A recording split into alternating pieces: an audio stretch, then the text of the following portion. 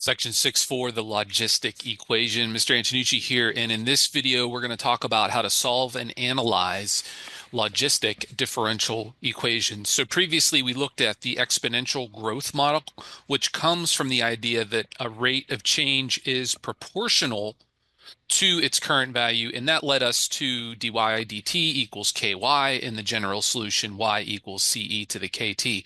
Now, exponential growth keeps increasing without limits, but in real world situations, such as population growth, that's not always realistic because there's a maximum limit that can't be exceeded. And that's called the carrying capacity. And it's denoted with the capital letter K. And this represents the largest population that can be supported over time. And to model this realistic growth pattern, we use what's called the logistic differential equation. dy dt equals ky times the quantity 1 minus y over k. In this case, lowercase k and capital K are positive constants. But unlike exponential growth, populations following this model don't grow indefinitely. Instead, they will gradually approach the carrying capacity as time goes on. A few key takeaways are that if the population Y is between 0 and capital K, then dy dt is positive, meaning population growth. However, if y exceeds k, then dy dt is negative, meaning population decrease. And those are similar understandings that we typically have with rates of change. So the first thing we're going to do is solve the logistic differential equation, and we're actually going to use separation of variables here. So dy dt, we're going to divide by y times 1 minus y over L equals k dt.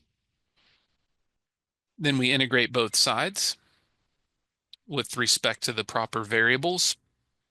Now, here's the thing. There's a method called partial fractions where whenever you have a product in the denominator like we have with the under the dy, you can use this method. You may have learned it in pre-calculus.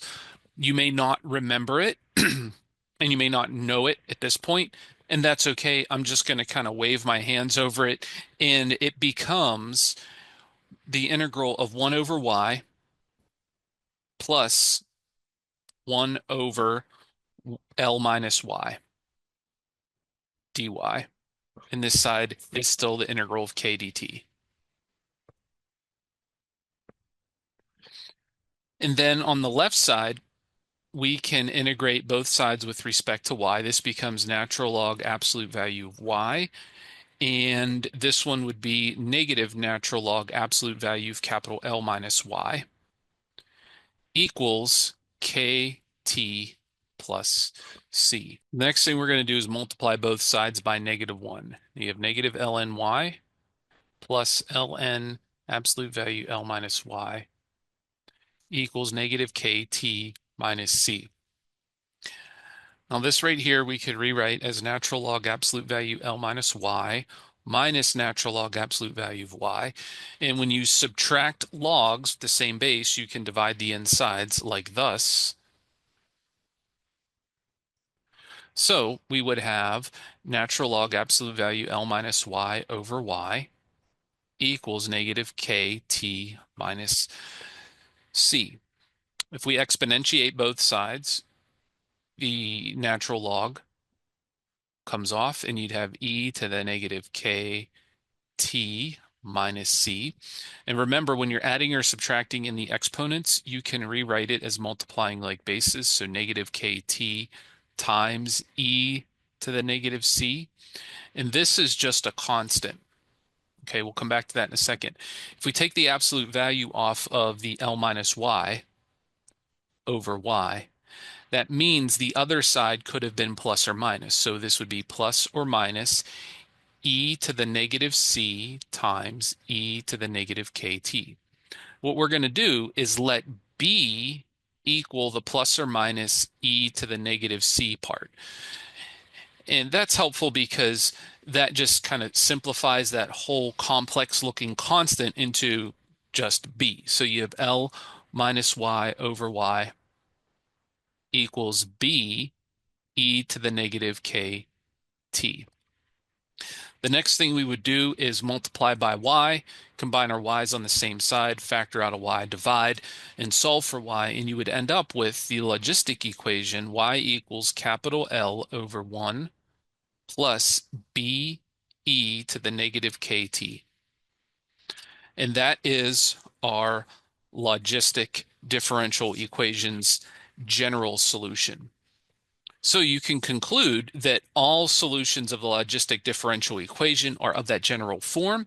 And here's a graph of the logistic curve. And notice L right here is our carrying capacity, and there is a horizontal asymptote at y equals L for this graph.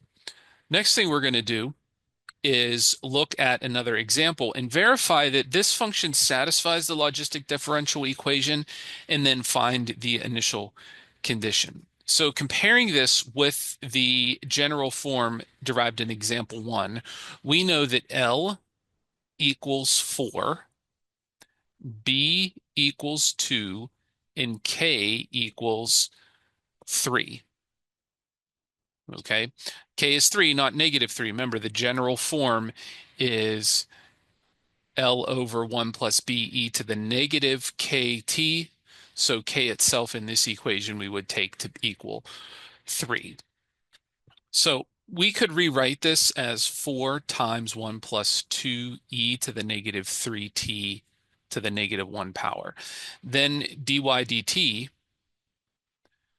we would use the chain rule. So the negative 1 comes down, negative 4 times quantity 1 plus 2 e to the negative 3t to the negative 2 times the derivative of the inside stuff there, which is negative 6 e to the negative 3t.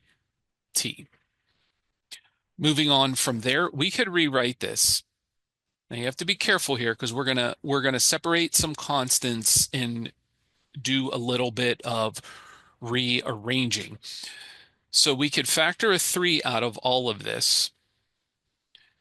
We could put the 4 over top of one factor of 2e to 1 plus 2e to the negative 3t. And then you would have a factor of 2 and one more factor of 1 plus 2e to the negative 3t in the denominator there, and you would still have a factor of 2 or of e to the negative 3t. So if you multiply the constants together, 3 times 4 times 2 is 24. In our first line, you would have negative 4 times negative 6, which is also equal to 24. This actually is the original y value. So this is 3y times 2e to the negative 3t over 1 plus 2e to the negative 3t.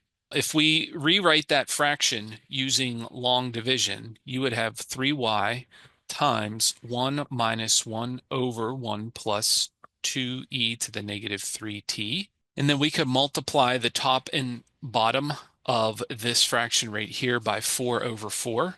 So you'd have times 4 here and times 4 here. And the reason we're doing by 4 is because we're going to get another factor of y, and the original y equation had a factor of 4 there. So we kind of force that to have a factor of 4. This would equal 3y times 1 minus y over 4. And that is the logistic differential equation where y prime equals 3y times 1 minus y over 4.